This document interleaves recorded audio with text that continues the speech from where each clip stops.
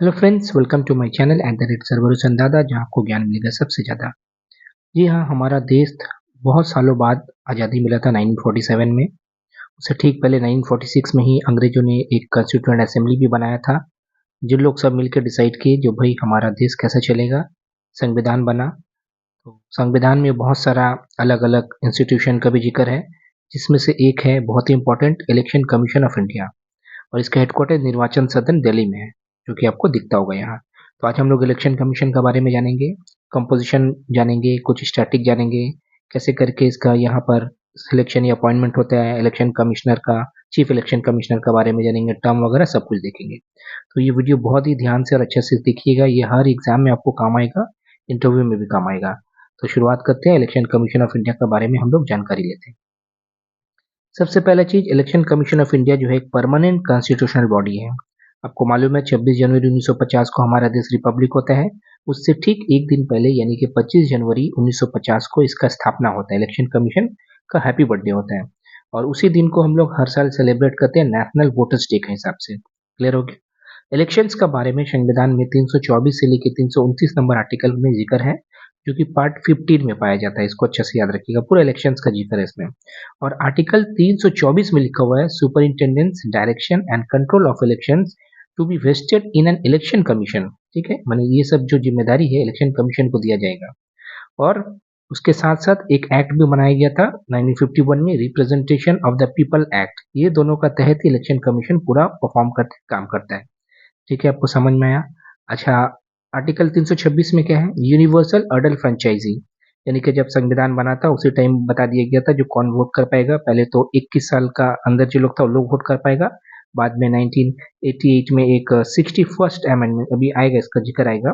उसके बाद 18 साल कर दिया गया। ठीक है, और भी अलग अलग आर्टिकल है, अलग से आप लोग देख लीजिएगा। तो इलेक्शन कमीशन का मेन ड्यूटी क्या रहता है, to ensure free and fair election. ये फ्री एंड फेयर जो वर्ड है ये आप जरूर से यूज करिएगा, अगर आंसर राइटिंग हो या इंटरव्यू हो। कुछ कुछ वर्ड है ना, आपको हमेशा यूज करना होगा। जैसे कि कभी भी अगर स्कूल का मामला आएगा, बच्चे लोग का पढ़ाई का मामला आएगा, मिड डे मील का मामला आएगा, तब आपको ड्रॉप आउट बोलना जरूरी है, या फ्री एंड फेयर इलेक्शन बोलना जरूरी है। लॉ एंड ऑर्डर का मामला आएगा तो वहां पर पीसफुल प्रोटेस्ट का मामला आएगा तो पीसफुल प्रोटेस्ट बोलना जरूरी है। ठीक है, ये सब आपको ध्यान रखना है। अच्छा, इलेक्शन कमीशन जो है इंडिया का, ये क्या क्या चीज का इलेक्शन करवाते हैं। इलेक्शन ऑफ पार्लियामेंट यानी कि लोकसभा राज्यसभा, आपको मालूम है दो हम लोग का सभा है, एक upper house Rajya Sabha, lower house Lok Sabha, दोनों का इलेक्शन यही कराते हैं। लोकसभा का डायरेक्ट होता है जो कि हम लोग करते हैं, राज्यसभा का इनडायरेक्ट होता है। ये सब धीरे धीरे हम लोग समझेंगे दूसरा दूसरा वीडियो। स्टेट लेजिस्लेचर्स, असेंबली का भी करवाता है और काउंसिल का भी करवाते हैं। आज का डेट में पूरा हिंदुस्तान में 6 जगह ये लेजिस्लेचर काउंसिल है। जैसे कि वहां पर राज्यसभा है सेंट्रल में, वैसे स्टेट में काउंसिल भी होता है। हालांकि सब में नहीं होता है, 6 जगह है ये। बोला गया जो कोई कोई रख सकता है, मतलब जो रख सकता रखेगा, जो नहीं रख सकता अबॉलिश कर देगा। स्टार्टिंग में काफी जगह में था, अभी सिर्फ 6 जगह में है। तो 6 जगह कहाँ कहाँ है मौजूदा, बिहार, आंध्र प्रदेश, कर्नाटका, तेलंगाना, उत्तर प्रदेश, महाराष्ट्र। याद रखिएगा, जम्मू कश्मीर में भी था मगर जब से उनको यूटी बनाया गया तो काउंसिल को हटा दिया गया। और हमारा प्यारा वेस्ट बंगाल में भी था ये 1952 से लेकर 1969 तक, उसके बाद इसको भी अबॉलिश कर दिया गया। और 2021 में ममता बनर्जी बोली जो फिर से हम लोग इसको इंट्रोड्यूस करेंगे, बट अभी भी वो चर्चा में है। और इसके अलावा प्रेसिडेंट और वाइस प्रेसिडेंट का जो इलेक्शन होता है वो भी हम लोग का इलेक्शन कमीशन करवाता है। क्लियर? तो क्या क्या करवाता है, ये असेंबली का इलेक्शन जिसमें मुख्यमंत्री चुना जाता है, काउंसिल का इलेक्शन जहां जहां है ये 6 जगह में है, लोकसभा राज्यसभा का इलेक्शन और प्रेसिडेंट और वाइस प्रेसिडेंट का। अब आप सोचेंगे लोकल बॉडी का इलेक्शन कौन कराता है, पंचायत म्यूनिसिपल, उसका इलेक्शन कराने का जिम्मेदारी दिया हुआ इलेक्शन कमीशन जो है स्टेट का जो रहता है। संविधान में ये भी प्रोविजन है, स्टेट अपना इलेक्शन कमीशन खुद ही बना सकता है। ओके, अब देख लेते हैं ये इलेक्शन कमीशन का मतलब स्ट्रक्चर क्या है। 1950 से लेकर 1989 तक ये सिर्फ सिंगल मेंबर बॉडी था, यानी कि सिर्फ एक ही इलेक्शन कमिश्नर थे। ओके, 16 अक्टूबर 1989 में प्रेसिडेंट दो अपॉइंटमेंट करते हैं कमिश्नर का, पहली बार। क्यों करते हैं, क्योंकि 61st अमेंडमेंट एक्ट के तहत 1988 में जो एक्ट आया था जो कि 1989 में इफेक्ट हुआ था। दोनों सवाल में अलग अंतर है, कब आया 61st अमेंडमेंट एक्ट 1988, और ये इफेक्ट में कब आया 1989। तो उस टाइम जो वोटिंग है इसका 21 से 18 कर दी गई। जब आप 21 से 18 करेंगे तो बहुत सारा वोटर्स नया जुड़ेगा, इसलिए काम का प्रेशर को संभालने के लिए पहली बार दो इलेक्शन कमिश्नर को नियुक्त किया गया। उनका नाम था वी एस सिगल और एस एस धानोआ। इसको अच्छे से याद रखिए, ये गूगली सवाल हो सकता है। बट हाँ कुछ दिन बाद ही जनवरी में इसको अबॉलिश कर दिया गया 1990 में। बाद में फिर 1993 में प्रेसिडेंट ने फिर 2 अपॉइंटमेंट किया इसी को, उसका बाद से ये कंटिन्यू है। बट हर बार ये 2 रहते ही ऐसा ज़रूरी नहीं है, सरकार अगर नियुक्त करता है तो करता है, नहीं तो नहीं करता है। तो आज का डेट में है, अभी हम लोग उसका बारे में भी बात करेंगे। पहला चीफ इलेक्शन कमिश्नर कौन थे? सुकुमार सेन जी, हमारे प्राउड बंगाली थे। 21 मार्च 1950 से लेके 19 दिसंबर 1958 तक, ये सब आंकड़ा हमने इलेक्शन कमीशन का जो मेन साइट है वहां से निकाला। पहली वुमेन सीएसी कौन थी चीफ इलेक्शन कमिश्नर, जो कि 9 सीएसी थी इंडिया की, ये भी पूछा जा सकता है। वी एस रमा देवी, मगर हाँ सिर्फ 16 दिन के लिए थी, 26 नवंबर 1990 से लेके 11 दिसंबर 1990 तक। ठीक है, इसको अच्छे से याद रखिएगा। 10 सीएसी बहुत ही इंपॉर्टेंट नाम है, टीएन सेशन 12 दिसंबर 90 से लेके 11 दिसंबर 1996 तक थे, ये 6 साल पूरा थे। और इनका बारे में मैंने अलग से एक वीडियो बनाया, उसको आप लोग जरूर से देखिएगा, होगा तो मैं यहाँ डिस्क्रिप्शन में लिंक डाल दूंगा, इसका डिटेल में नहीं करूंगा। जैसे कि हम लोग का क्रिकेट में सचिन टॉप में मतलब लेजेंड है, वहां पर शाहरुख खान, अमिताभ बच्चन है, हर फील्ड का एक तो टॉप लीडर होता है ना, वैसे ही ये इलेक्शन कमिश्नर का इनको भगवान माना जाता है। अच्छा, अब आज का डेट में देख लेते हैं मौजूदा सीईएसी कौन है। अगर 3 रहेंगे तो एक चीफ इलेक्शन कमिश्नर रहेगा, बाकी दोनों इलेक्शन कमिश्नर रहेगा, सबका पावर सेम रहेगा, सैलरी वगैरह सेम रहेगा।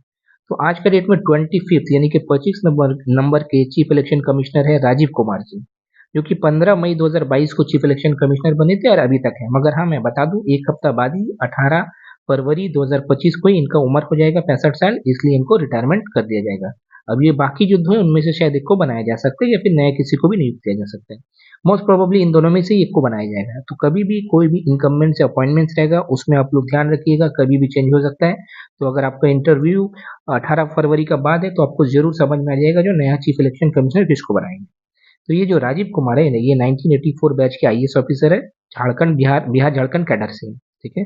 अच्छा, बाकी दो जो आपको देख रहे हैं लेफ्ट और राइट साइड में, ये जो हमारे सिख ब्रदर है, ये इनका नाम है सुखबीर सिंह संधू। ठीक है, ये 15 मार्च 2024 में इनको बनाया गया और अभी तक है ये 1988 के आईएएस कैडर के, उत्तराखंड कैडर के ये आईएएस थे। ज्यादातर आईएएस लोग बनते हैं, मगर हाँ ये तीनों जो है ना, तीनों रिटायर हो चुके हैं। ज्ञानेश कुमार मैंने आईएएस से रिटायर हो चुका है, 15 मार्च 2024 से अभी तक है, 1988 आईएएस कैडर केरला। क्लियर। अभी लोग का जो पावर रहता है ना, equal power and equal salary रहता है दोनों तीनों का। ठीक है, मगर कभी भी कोई चीज में मामला फंसेगा तो जो चीफ इलेक्शन कमिश्नर है उनका ही डिसीजन काम आएगा, वोटिंग हो जाएगा। अच्छा, टर्म कितना होता है इन लोग का? या तो 6 साल, जब से अपॉइंटमेंट हुआ तब से 6 साल, उसके बाद या तो फिर 65 साल, जो पहले आ जाए। ऐसा आपको बहुत सारा मिलेगा, सीएजी इधर उधर अलग अलग टाइप में ऐसे ही मिलेगा, 60 60, 6 60, 5 60, 6 65। तो इन लोग का 6 65 है। ठीक है। अब क्या किया गया, कॉन्स्टिट्यूशन हैज नॉट डिबार्ड, मतलब कॉन्स्टिट्यूशन ऐसा कुछ नहीं बोला है जो इलेक्शन कमिश्नर का जब आपका पद हट जाएगा उसका बाद गवर्नमेंट फिर आपको अपॉइंटमेंट नहीं कर पाएगा, यानी कि कर सकता है। ओके, समझ में आया आपको? यानी कि 2 बार 3 बार भी कहा जा सकता है। अच्छा, सैलरी, इन लोग का सैलरी 1991 का जो एक्ट था जिसके बारे में मैं अभी बताऊंगा, उसका हिसाब से सुप्रीम कोर्ट का जो जज होता है उसका जितना सैलरी होगा उतना ही इन लोग का सैलरी होगा। मगर 2023 का जो अमेंडमेंट एक्ट बनाया गया जो कि अभी पास नहीं हुआ है, मतलब प्रेसिडेंट का कंसेंट नहीं मिला है, उसमें बोला गया इन लोग का सैलरी होगी कैबिनेट सेक्रेटरी का जितना सैलरी होगा उतना ही होगा। ठीक है। अच्छा, स्टेट लेवल में जो इलेक्शन कमिश्नर है होता है, इलेक्शन कमीशन होता है, तो स्टेट लेवल में लोग का काम कौन करता है? उसको बोलते हैं chief electoral officer of the state. ठीक है, ये जो सेंट्रल इलेक्शन कमिश्नर है उसी के अंडर में काम करता है। अच्छा, ये जो तीनों मैंने कहा अभी, चीफ इलेक्शन कमिश्नर और इलेक्शन कमिश्नर वगैरह, इन लोग को अपॉइंटमेंट कौन करता है? प्रेसिडेंट करता है।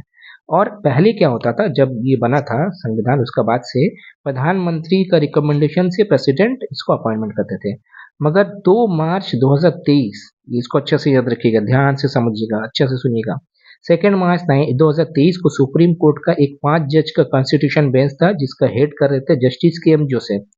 तो पांचों मिलके डिसीजन दिया कि प्रधानमंत्री, leader of the opposition party जो कि लोकसभा का होता है, और चीफ जस्टिस ऑफ इंडिया, ये तीनों मिलके जो मतलब सजेस्ट करेंगे तभी प्रेसिडेंट अपॉइंट करेंगे, जब तक नया कोई कानून नहीं बन जा रहा है। ठीक है, इससे पहले कोई कानून नहीं था, ये ऐसे ही पीएम रिकमेंडेशन देते थे और प्रेसिडेंट अपॉइंटमेंट करते थे। तो सुप्रीम कोर्ट बोला जो भाई नहीं ऐसा नहीं चलेगा, ये जो पैनल है इसमें प्रधानमंत्री भी रहेगा, leader of the opposition party जो रहेगा लोकसभा का वो भी रहेगा, और चीफ जस्टिस ऑफ इंडिया भी रहेगा।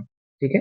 मगर उसका तुरंत बाद ही क्या हुआ, सरकार जो है एक नया बिल लेके आया, chief election commissioner and other election commissioners appointment conditions of service and term of office 2023, जो कि रिप्लेस किसको कर रहा है, अभी जो मैंने ऊपर कहा, replace the existing election commission conditions of service of election commissioner and transaction of business act 1991। देखिए कितना जल्दी नया बिल लेके आया सरकार। अब इसमें क्या होगा, नया जो बिल लाया सरकार, उसमें बोला गया on the recommendation of a selection committee headed by, एक तो सिलेक्शन कमेटी रहेगा जिसका हेड रहेंगे प्रधानमंत्री। अच्छा, प्रधानमंत्री एक तो को नॉमिनेट करेंगे जो कि यूनियन मिनिस्टर रहेगा, काउंसिल मिनिस्टर जिसको बोला जाता है, और जो लीडर ऑफ द ऑपोजिशन है या फिर जो लार्जेस्ट ऑपोजिशन पार्टी का लोकसभा का लीडर है वो रहेगा, यानी कि चीफ जस्टिस को हटा दिया गया। अब इसमें क्या कंट्रोवर्सी हुआ, प्रधानमंत्री सरकार का आदमी है, कैबिनेट मिनिस्टर भी सरकार का आदमी, दो हो गया, और लोकसभा का जो अपोजिशन लीडर है वो एक हो गया, तो दो एक तो हमेशा दो ही ना जीतेगा। ठीक है। और इसमें कंट्रोवर्सी भी है, जो कैबिनेट सेक्रेटरी का सामान इसमें सैलरी रखने का बात किया गया। कैबिनेट सेक्रेटरी का सैलरी फिक्स करता है सरकार, ओके, मगर सुप्रीम कोर्ट का जो जज है उसका सैलरी फिक्स करता है पार्लियामेंट। इसीलिए बोला जो भाई सरकार अगर इसका सैलरी फिक्स करेगा तो वो उसका तो थोड़ा सा नमक खाया तो नमक क्या बोलते हैं, नमक हलाली तो कर ही सकता है। तो ये सब कंट्रोवर्सी चला, हालांकि अभी तक ये बिल को असेंट नहीं हुआ, अभी एक्ट नहीं बना है।